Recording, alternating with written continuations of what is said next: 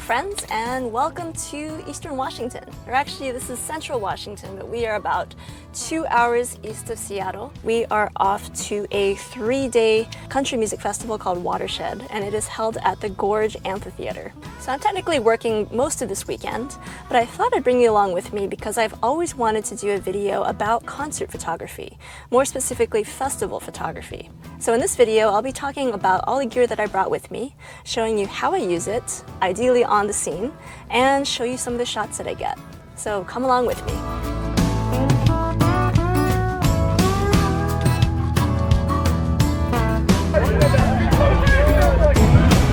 Welcome to Watershed.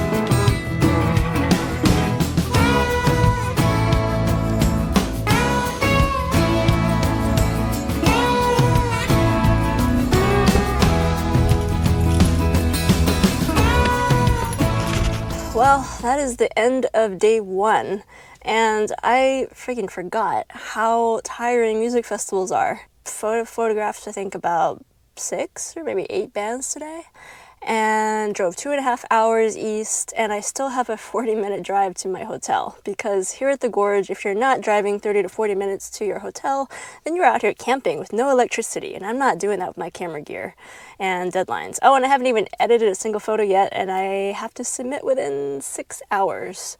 So still got a long night ahead of me, and haven't even eaten yet either. All I've had today is cold brew, 2 pieces of candy, and a Rice Krispie treat. So kind of roughing it, but you know, I think it's good to do that. I think you always have to challenge yourself. And as long as you're having fun, which I might not be bubbly and super energetic, but I am having fun. I think that this is always a really nice challenge, and it's a really gorgeous setting, and the artists are always so fun to photograph. So this is actually something I do look forward to every year, even though it always pushes me physically, mentally, and always come out for the better of it. So anyway, I'm off to Moses Lake. I have never been to Moses Lake, and I actually understand Moses Lake is a little bit bigger than some of these other towns. So maybe I'll find something more than McDonald's and Burger King for dinner tonight.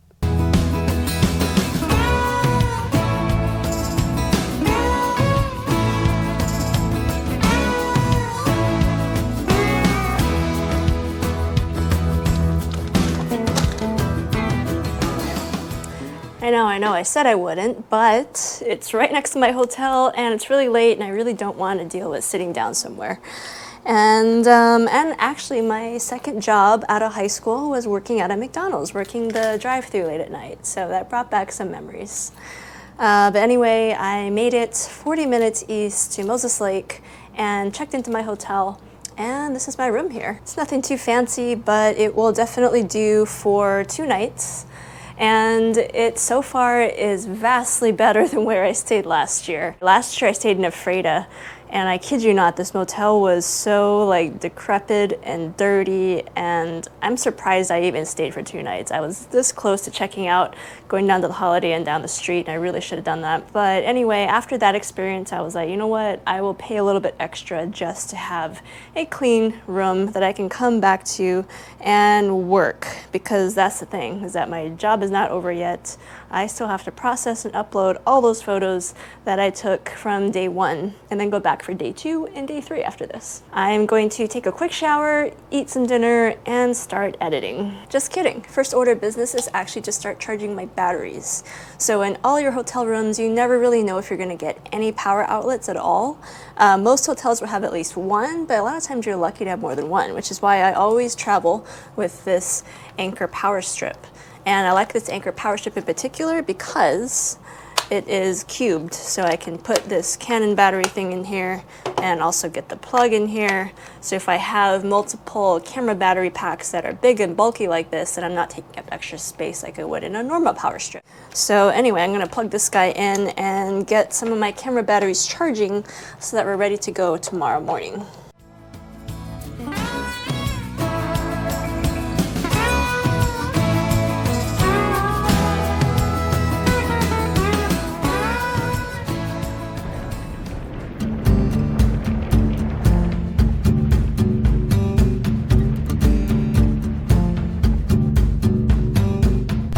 On my way to the gorge, I had to stop and make a little detour here to a place called Frenchman Coulee, and I will show you why in just a second.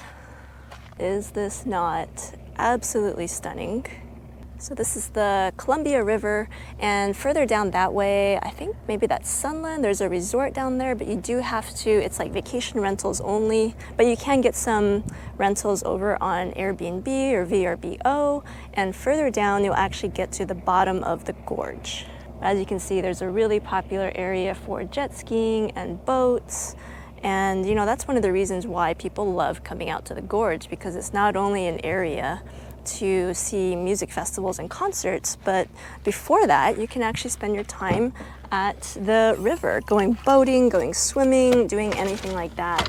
So yeah, this setting is just gorgeous. I actually realized that this is 2019, so this is my 10-year anniversary of coming out to the gorge to shoot mostly music festivals. They do like one-off concerts, like Dave Matthews Band does, I think, a full weekend every Labor Day, and some other bands, I think Cage the Elephant was just out here with Beck. So you have some bigger names that will do like one-night shows, but music festivals obviously are the biggest draw, because you're seeing lots of artists and it really makes for just a full weekend of fun.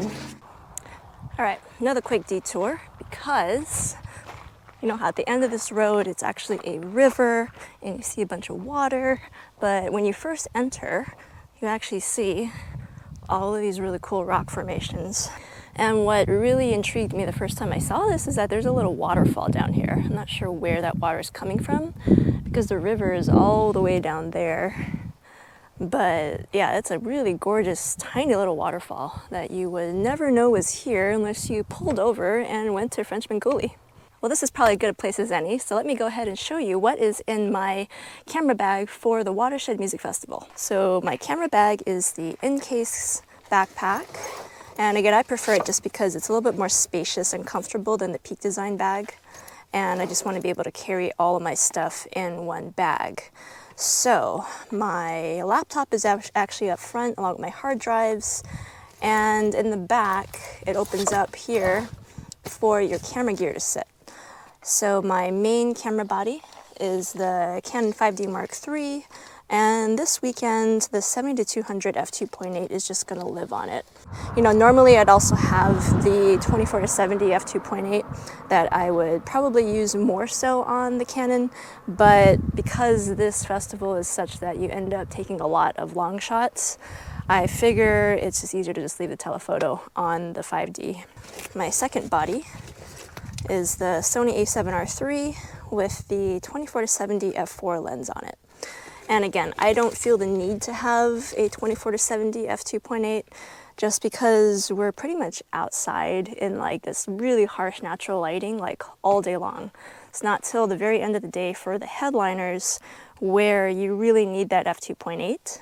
And for that reason as well, I have a lens with me that I wouldn't normally have at every concert.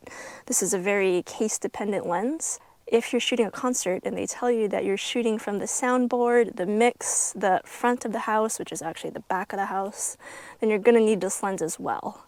And that lens is the Canon 300 f2.8. Now, of course, you don't have to get the 300. If you really want to get super zoomed in, you can go for the 400. There's even a 200 to 400 f2.8, but that lens is ginormous. This lens already is pretty much a handful, so if you go for any bigger of a focal length, it's just going to get larger. So the 300 I think is a pretty good compromise. And I don't own this lens because this I think is a $12,000 lens and I don't have 12 grand to spend on a lens.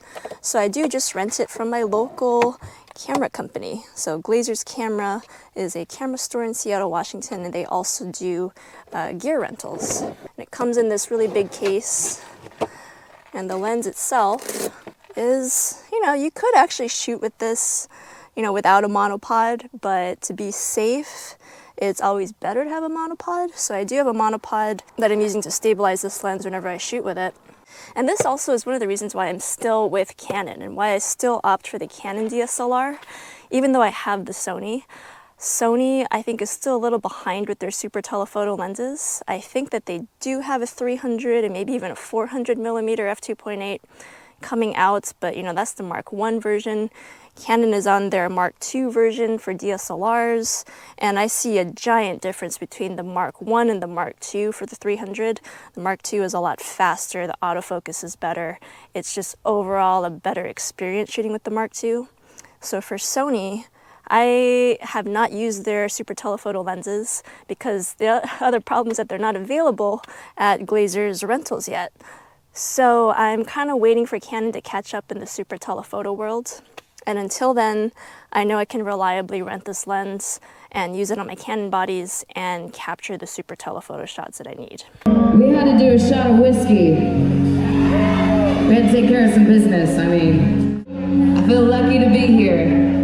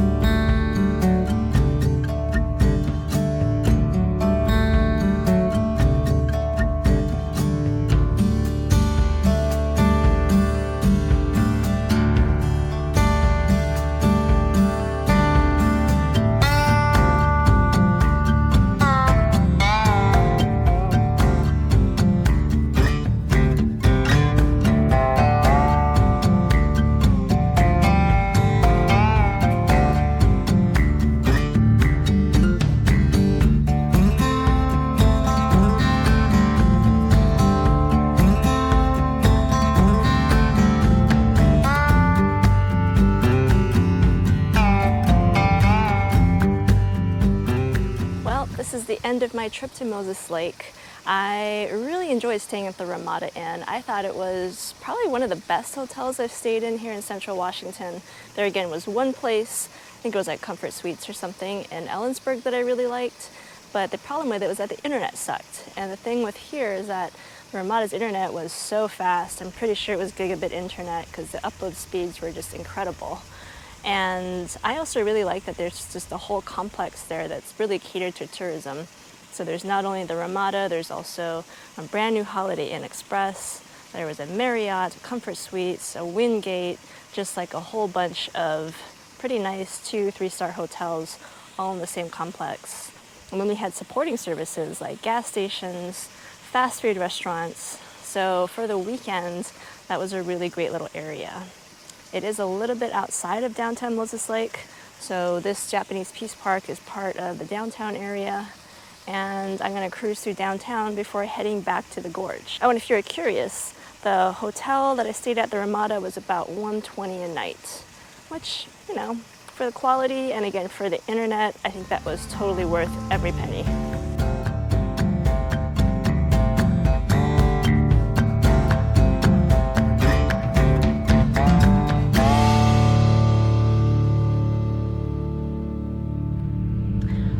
That is the end of Watershed Weekend, and it is ending so very fashionably in a McDonald's parking lot in Ellensburg. So the last day of Watershed is pretty packed. There were 10 bands today, and there was lots to shoot, and I actually did a really good job of editing in between sets. So as a result, I am actually mostly done with today's photos, except for the last headliner, Jason Aldean. He went on at 9:30. He was a soundboard shoot, and basically right after that, like, I packed up, came out to my car because it was about, 15-minute walk to my car, and drove down to Ellensburg. I like to stop in Ellensburg because it breaks the drive up a little bit, and there's a McDonald's here that has some fantastic Wi-Fi. And I am using their Wi-Fi, and I'm gonna sit here and finish my editing, upload, and then finish the rest of the drive back to Seattle tonight because I have a 7 a.m. photo call tomorrow morning. So it's going to be a lot of work, but as always, it's always fun to do, and it's really nice to challenge yourself. And if you don't challenge yourself, then you don't grow, and you don't, learn better things and become a better photographer. So anyway, I really hope you enjoyed coming along to Watershed with me, learned a little bit about concert photography and how I approach doing music festivals. If you like this video, please give it a thumbs up and subscribe for more content. See you in the next video.